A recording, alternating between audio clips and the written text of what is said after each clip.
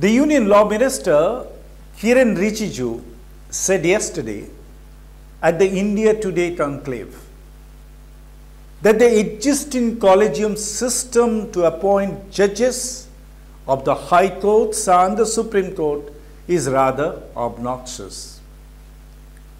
His charge was this: the collegium's decisions are opaque. He said, the members of the collegium, 5 senior-most Supreme Court judges, appoint those whom they personally know. It's unfair to those candidates who have no personal acquaintance with the members of the collegium. These aspirants may be competent, but they are left out of consideration for no fault of their own. Only the fittest should be chosen for the higher echelons of the judiciary, Minister Rijiju said. The minister is right. There should be a mechanism to choose the fittest among all eligible candidates for selection as High Court and Supreme Court judges.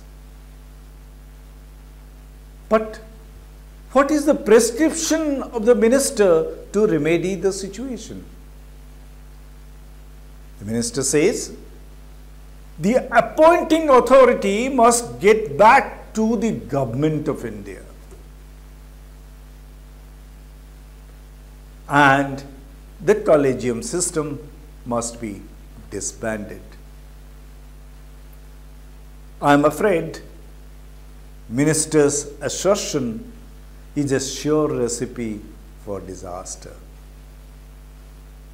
It will end the very modicum of independence that still remains with the institution of judiciary in our country. Can you see the game the government has been playing with regard to the appointment of those judges, even as the collegium exists? As per the established procedure, collegium only recommends the names of the judges for appointment. It's the government of India's job to do due diligence, background check, and then the government can, if it so wishes, return the same names for reconsideration by the collegium.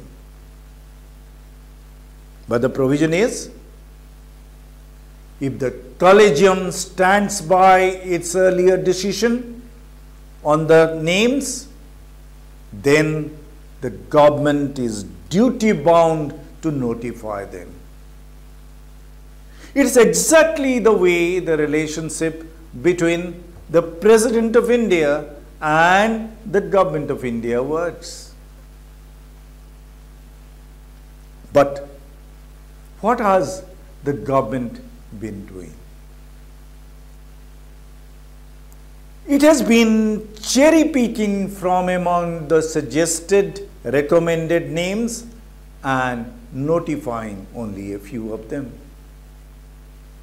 There have been several occasions in the past when the Government of India has been sitting over the names of some of the recommended candidates, and they have been sitting over them indefinitely.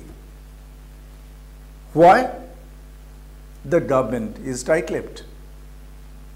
The file never moves. The government gives no explanation as to why it has not acted.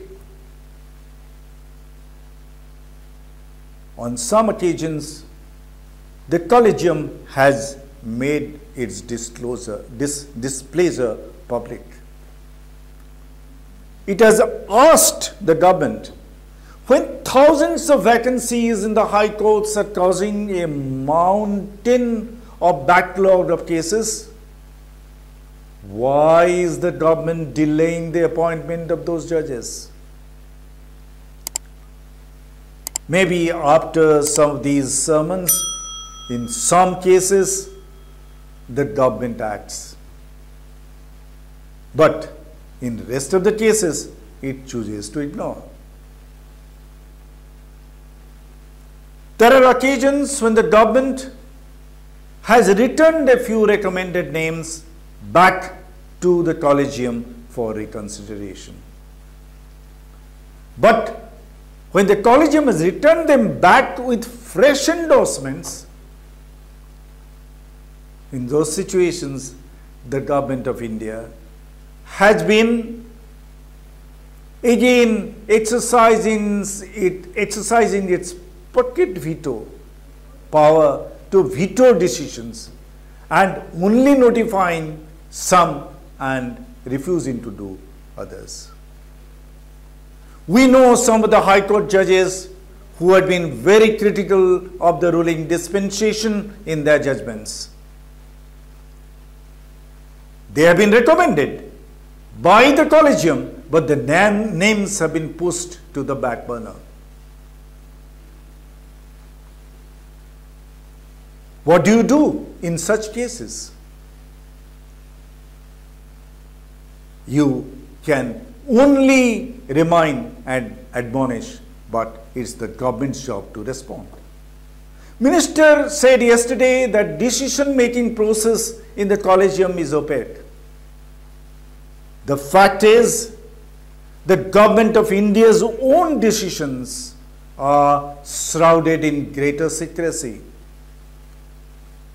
Has the union government ever come out with a clarification as to why it was holding back notifying the names recommended by the collegium? Often it would cite the Official Secrets Act for not giving the information. Those who hide behind the Official Secrets Act for decisions taken by them themselves should not chastise others about the lack of transparency. Yes, it can be demanded of the collegium to make it public the names they considered for selection and also state what stood out about the recommended names. That would ensure that the selections are not whimsical, that they are based on some sound and specific metrics. But handing over selection of judges to the government of India would end up creating a committed judiciary, committed not to the constitutional values of India, but to the ruling party of the day.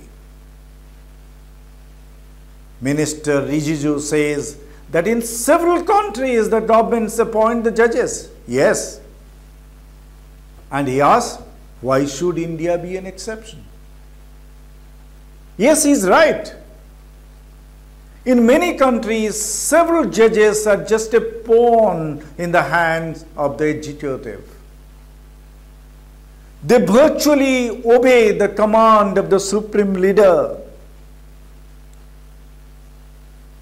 Their servility undermines judicial independence.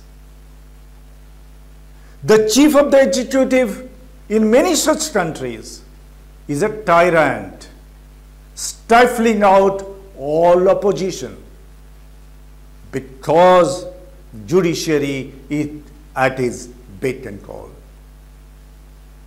We do not want India to turn into an authoritarian setup where judiciary is a handmaiden of the executive.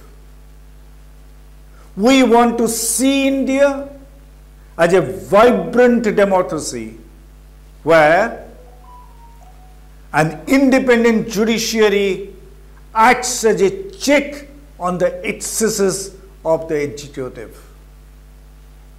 That can be possible only when judges are appointed through a robust selection process.